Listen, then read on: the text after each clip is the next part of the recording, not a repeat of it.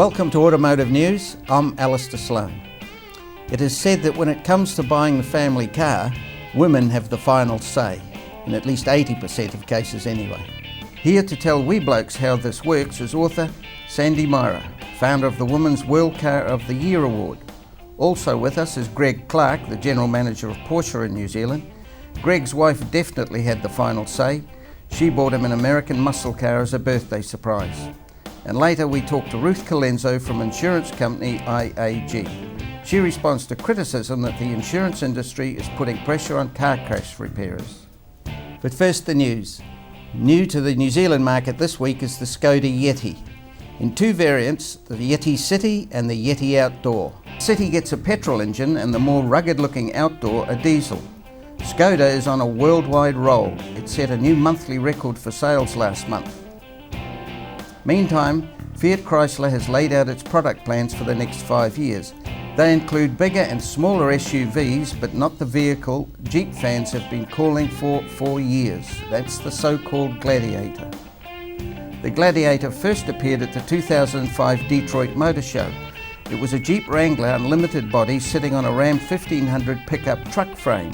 A Jeep pickup similar to the design of the Gladiator is available from aftermarket specialists for the US only, but Jeep itself is staying away from building such a model, believing that in the real world it would have limited appeal.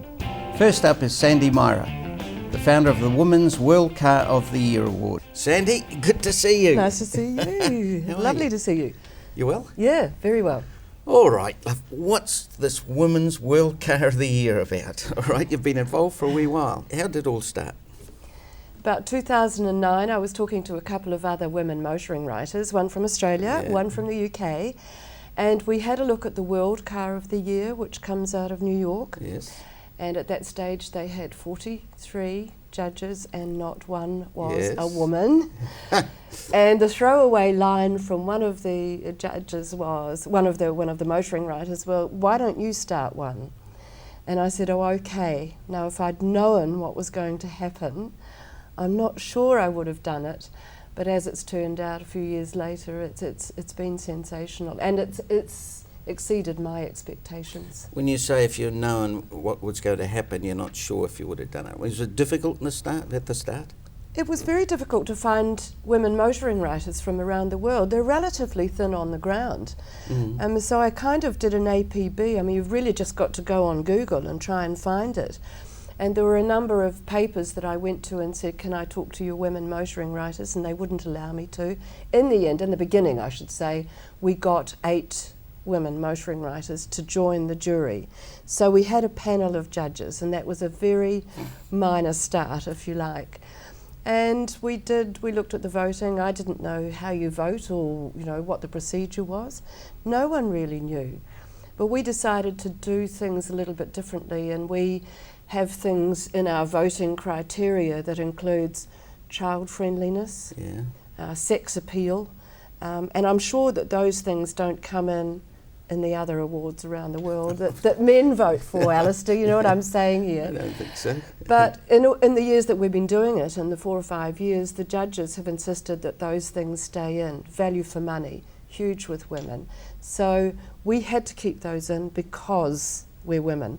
And we vote the way we think women will buy a car. All right, as I said at the start of the show, women influence, in 80% of the family car buys, women influence it. 85? And I think you've got now you're talking big ticket items. We are big ticket items. Interestingly, there was a report came out of Australia a few years ago by Mattingly and Associates, and it looked at women's influence in the purchase of big ticket items. And not necessarily whether they write the check out, but how much they influence. It includes cars, washing machine, houses, that sort of thing. And they concluded that any business that didn't take notice of the women's influence in those purchases would be out of business within 10 years. And I think that 10 years is up. So well, it's starting to happen more and more. I notice it in the motor industry, just certainly with Women's World Car of the Year, but just with stuff that I'm doing in my own writing as well, that they're starting to want to know my opinion after 30 years. It's starting to count. Yes, it's starting to count. It's taken a wee while, but I think that that's happening now because they need to. You raised a good point actually before. When you're looking at the vehicle, you're itemising things, thinking exactly as a woman thing. And I remember one of the car makers some years ago now, with the door handles, they were sort of rectangular flaps that you pulled. It killed women's nails. They had to redesign the door flaps. Women would go like that, bang, a nail's gone. So are you looking for little things like that? Well, yes, we are. They, in terms of the industry, they will have women committees to tell designers what they don't like in a car. And I think the new Mustang was a classic example of that. Yeah, I understand that they looked at it before it went into production and found out that the jack was on the roadside of the car, and so they changed it over. Those sorts of things have been quite well known. I think what is happening more and more is that the motor industry is taking notice of that, and it's got to filter down into the retail side of things. I think even in 2014 that women still don't feel comfortable about going onto a car yard and buying something. This year, the 2014 award was for the Ford Fiesta. No, that was 2013. 13, sorry. Yeah, so we announced that in October last year, and when Ford found out that they had won with the Fiesta EcoBoost, the 1 litre, that little amazing little car. I've only just driven it, so because I don't vote, but I couldn't believe how good it is, and I could see why all the judges voted for it. You know, the women around the world. Ford of Europe said, well, because it's won, we would like to have a press conference. They invited 35 lifestyle journalists from around Europe, and there were 5 women judges, the motoring writers. And a lot of these lifestyle journalists had never been to a car plant, so there was a tour of the Cologne facility. Interesting too that the person who organised this at Ford of Europe is a woman, Barb Samardich, just been appointed COO of Ford of Europe. And she's just so enthusiastic about what we're doing with Women's World Car of the Year, and she said, if ever there's a decade for women in motoring, it's going to be from now on for the next 10 years. General Motors just appointed a female CEO. Well, it was interesting when we were up there in November or early December at Ford of Europe. Barb Samardich said, you watch what's going to happen with the number of women coming through in high-profile positions in the motor industry. Whether she knew about Mary Barra, who's heading GM, I don't know. I suspect she would have. I know. I mean, you look at the Volvo concept that was done a few years ago, purposely built by an all-women team. You mentioned the Mustang. 5 women had crucial roles in the design of that car.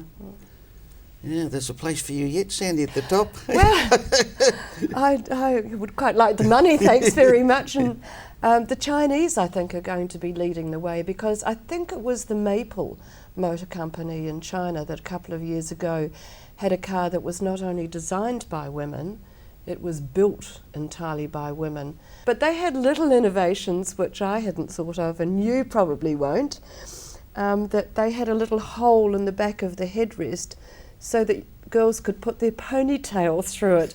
Now, I think that's going a bit far and it's a bit twee, but it shows you way of thinking, and I think watch to China, because they will show the way. And I do know that in China the women may not be buying the cars, but they're influencing it, and I believe the Chinese male would dare not go against his wife when she says no, don't buy it, and when she says yes, buy it.